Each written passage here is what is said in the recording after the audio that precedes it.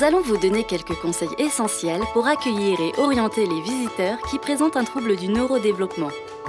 Pour rappel, les troubles du neurodéveloppement ou TND sont le trouble du spectre de l'autisme, le trouble déficit d'attention avec ou sans hyperactivité, le trouble du développement intellectuel et les troubles 10.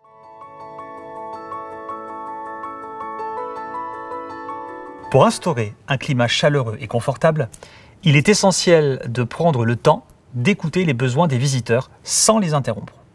Encouragez l'expression des visiteurs et faites preuve d'ouverture et de patience pour établir une connexion avec les personnes ou avec les groupes. Proposez de l'aide sans être intrusif et dans la mesure du possible, évitez de montrer de l'impatience ou de la frustration, même si la communication peut être difficile. Dites-vous que la personne présente peut également être en difficulté, même si cela n'est pas nécessairement visible au premier abord. Alors, assurez-vous que l'accessibilité physique du lieu soit garantie sans obstacle. Dans la file d'attente, prévoyez des coupes-files et indiquez-les clairement sur votre site internet. Si possible, proposez des activités pour occuper les enfants et précisez la durée approximative du temps d'attente. Pour les contrôles, détaillez les documents à présenter sur le site internet de votre établissement.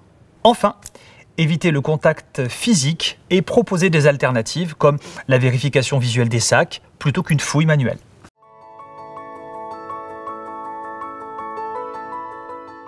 Si cela est possible, prévoyez une carte spécifique pour les visiteurs bénéficiant d'un tarif réduit. Clarifiez vos tarifs et les justificatifs à présenter. Permettez à la réservation du billet de signaler là où les particularités et les besoins spécifiques. Vos publics doivent pouvoir exprimer leurs besoins sans avoir à se justifier, sauf naturellement pour l'obtention d'une réduction ou d'une gratuité.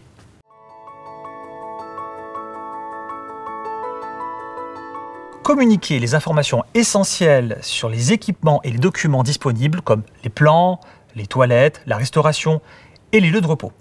Utilisez de grands plans avec des couleurs et des pictogrammes clairs et placez-les aux endroits stratégiques. Proposez une procédure pour se retrouver en famille ou en groupe en cas de séparation.